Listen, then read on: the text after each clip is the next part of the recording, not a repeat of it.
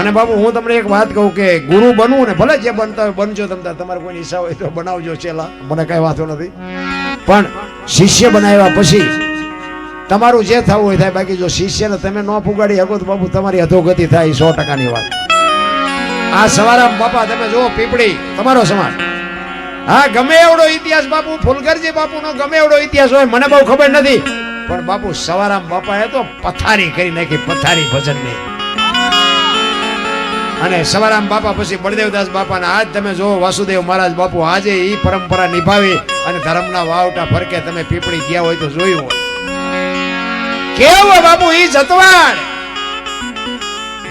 નું પીપળી કહેવાય, એના બદલે સવા ભગત નું પીપળી આખું નામ ફેરવી નાખ્યું. નગર અહીંયા બાપુ ખરા બપોરે જવું હોય તો વિચાર કરવો પડે, એના બદલે રાતે 2 વાગે બાપુ જુવાન દીકરીઓ બેનું હાલી જાય, કોઈનું પાણી ન હલે બાપુ. ઈ બાપુ પ્રજાપતિએ ભજન કર્યું.